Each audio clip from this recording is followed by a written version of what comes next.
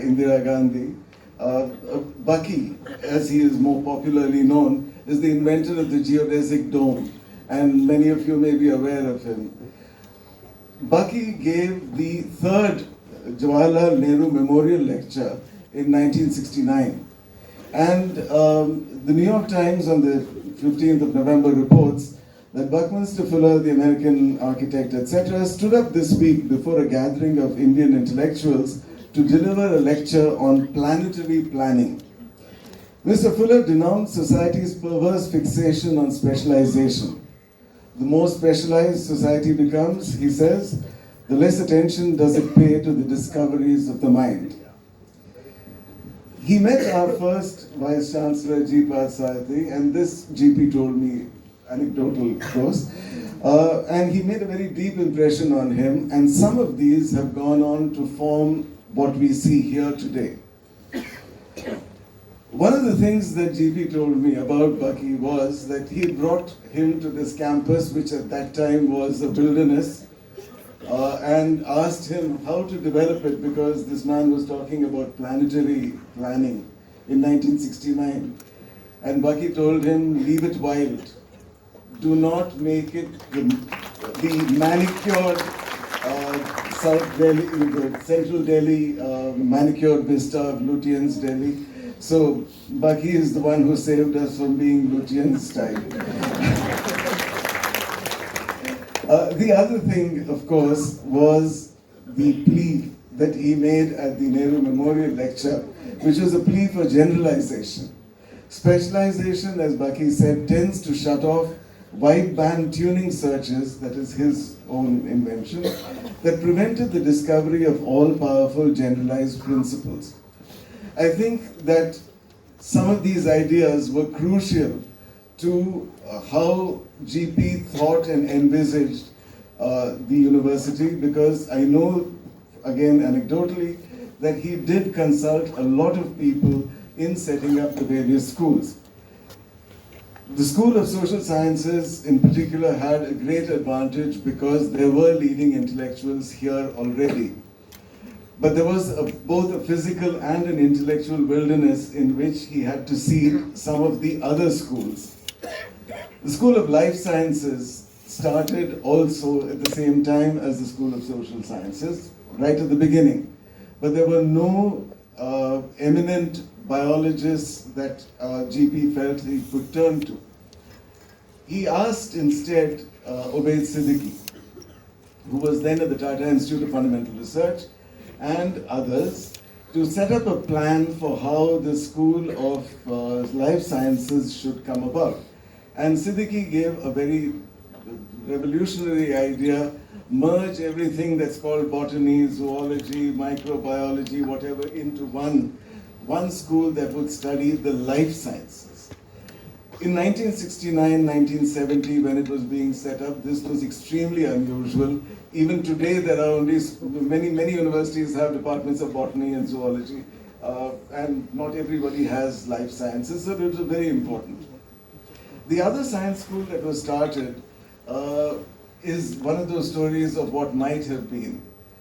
Some of you may be familiar with the name of George Sudarshan, who was a remarkable Indian physicist who remarkably missed the Nobel Prize twice. But he was talked about to start the school of what was then to be called Theoretical and Environmental Sciences. George, after a lot of running around, eventually did not come to JNU. And in his stead, the person who was starting the School of Theoretical and Environmental Sciences was a physicist from Shantiniketan, but who had earlier been at New Delhi, at Delhi University, S.N. Biswas. So the School of Theoretical and Environmental Sciences started with a group of theoretical physicists, and then when Biswas left, it became the School of Environmental Sciences, and then so on and so forth. But there is a small core of physics in the School of Environmental Sciences, and these were two schools that started in the 70s along with the social sciences.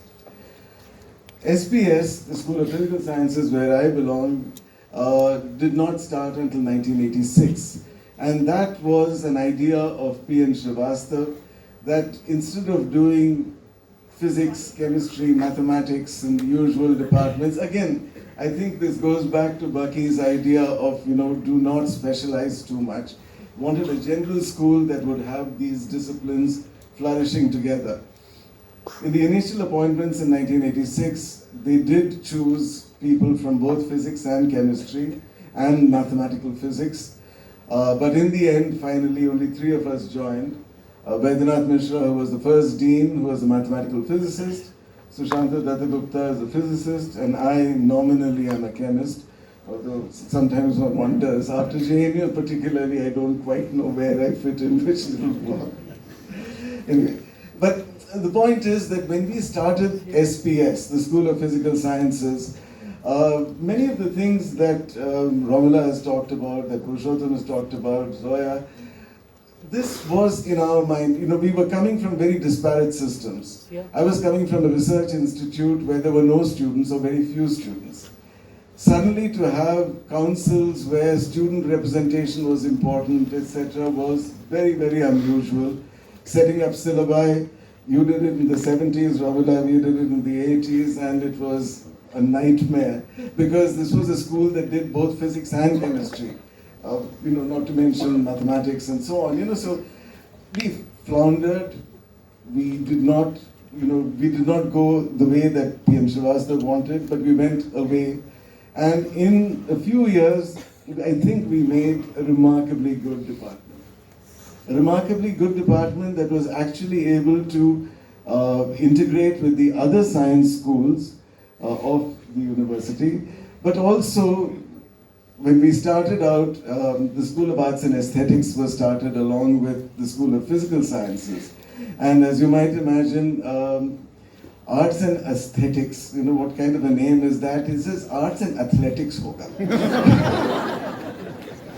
And School of Physical Sciences kya hota hai? School of Physical Education hai. So the thing was कि JNU में तो है ना व्यायाम चलता है. So, but anyway, that was the early arts and aesthetics, phase 1. Phase 2 came on later.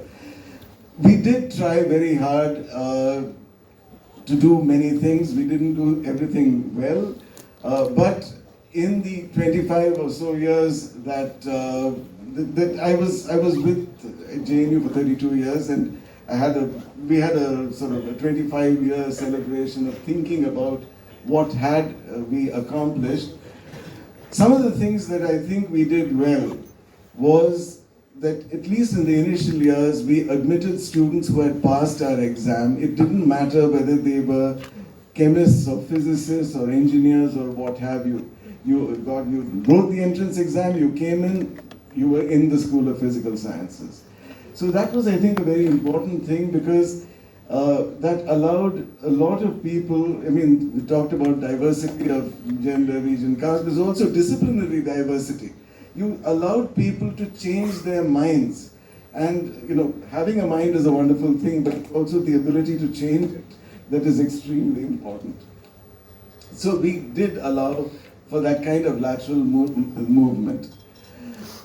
I collaborated very intensely with colleagues in other schools, with life sciences, and as an outgrowth of that was some work that we did in the area of bioinformatics that eventually led to the starting of the School of what's now called the School of Computational and Integrative Sciences.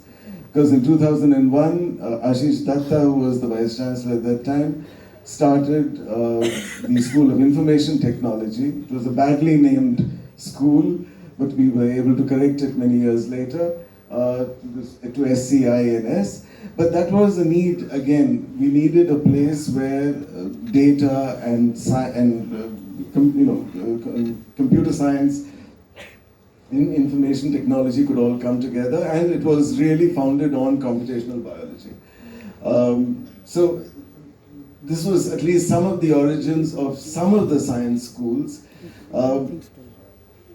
There's enough optimism, pessimism, etc., etc.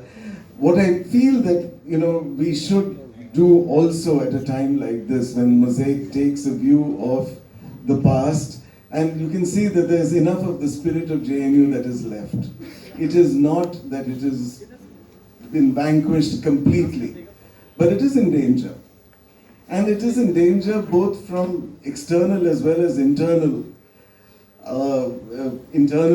problems. One is there is a certain smugness to being at JNU, that we do everything right.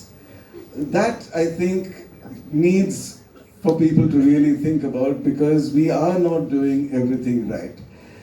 A university which, after 50 years of existence and in a country with such glaring need, is only 8,000 students strong on a campus that is 1,000 acres, give or take.